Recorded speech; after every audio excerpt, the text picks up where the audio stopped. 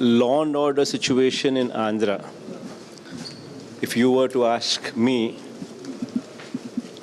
as to what is happening on that front, first time probably in the history of this country, you would never have seen such a situation. Wherein the cops, two of the SIs, sub-inspectors,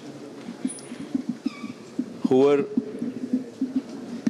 intoxicated, who were in a slightly high pitch, who were slightly high, found in the car. The driver who was driving was also high. Car met with an accident, and the villagers surrounded the car. And when the villagers surrounded the car, when they saw all these three people, including the driver, the two SIs sitting behind, all of them high, when the villagers looked into the dicky as well, the villagers videographed the back seat and as well as the dicky, wherein ganja was found, police uniform was found, liquor was found. Now you tell me, which state would you find cops caught with ganja? Only in the state of Andhra Pradesh, you have a mafia situation where the cops, along with the political bigwigs and the criminals, are working together as a mafia and doing this business, including drugs. Now, if one were to be neutral, what kind of action would you take? Someone caught like this, if you were balanced, you would book these SIs, put them behind bars, make an example of this act, make an example of these people. But what did the government do in Andhra Pradesh? The DSP defense, the SIs, comes up with an argument that the cops were going in a car and they spotted someone who was doubtful, and when they had gone and pursued that person had ganja and they were chasing him. And what did the SP say? No, SP said the two cops were sent with prior information to conduct a raid. Then what did both the SIs state in their own FIR report, in their own statement given to another police station as their statement in that FIR report? Both the police had stated that one of the SI's son had stomachache, so that SI called this SI, and that is why this SI accompanied this SI to go to Addanki for treatment. Now look at the contradiction in each of the statements. Number one. Then the SP also said 108 phone call was also made by the SI, which is a blatant lie.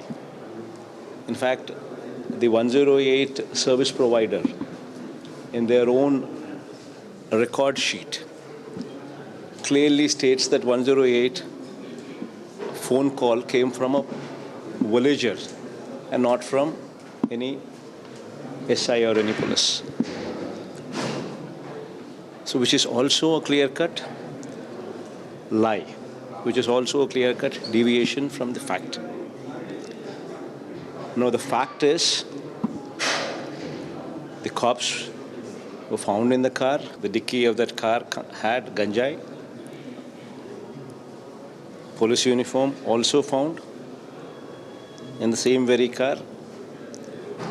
And the driver and the SIs and the police were all videographed by the villagers. Now this is a fact. Now you tell me, what kind of action did you take? Now another important aspect is, according to DSP statements, the SIs, both of them pursued the biker who had ganja. So like James Bond 007. And what did the SP say? When we had the prior information, we sent SIs there to arrest, to conduct a raid. That means once again James Bond 007.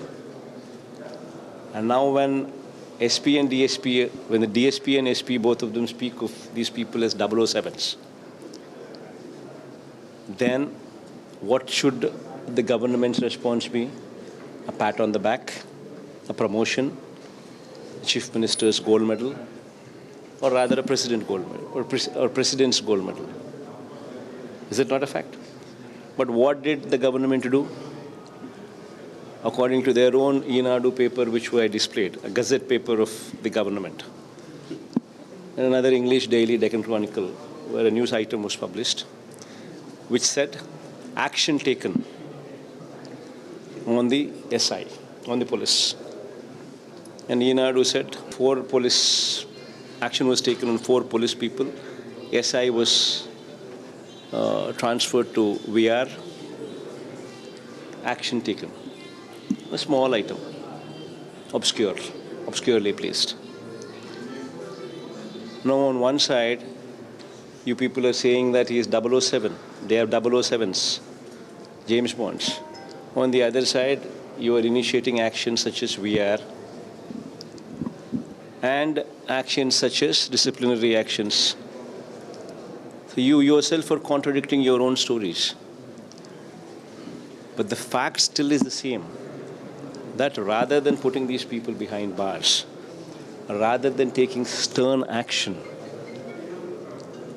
the action that you people are trying to take is only for namesake, trying to protect the cops. So this is the plight of law and order in the state of Andhra Pradesh, visibly displayed by an accident. CM Chandrababu Naidu announced 34% reservation in the PCs in the local body election.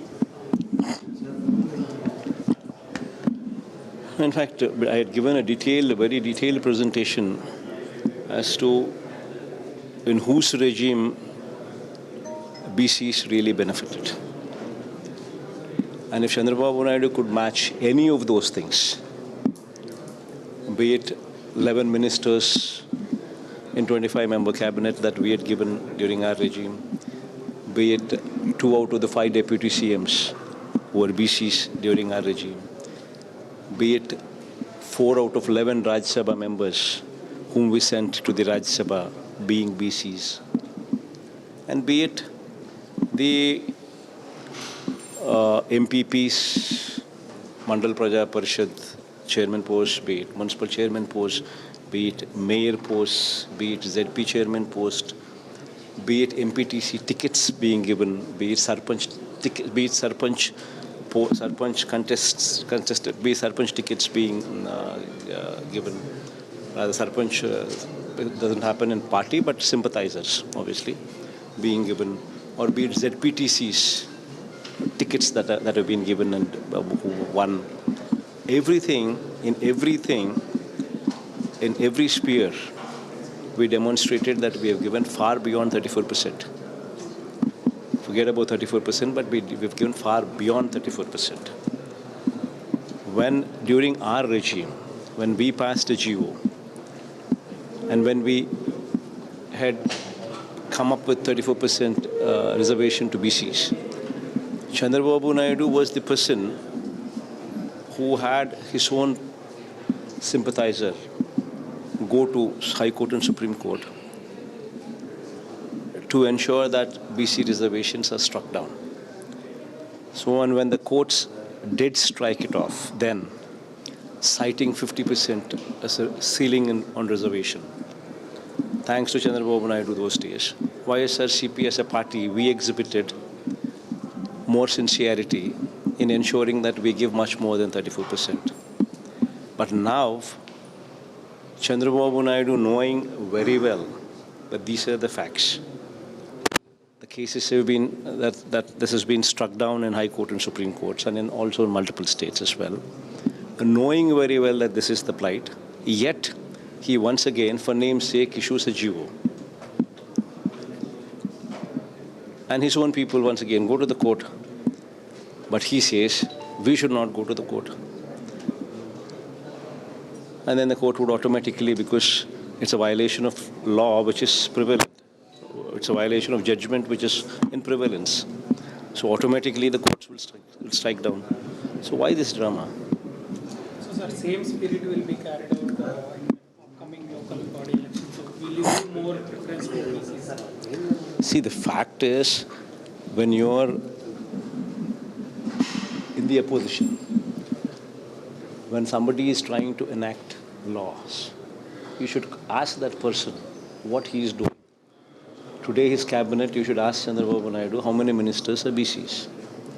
You should ask how many people he sent for Rajya Sabha.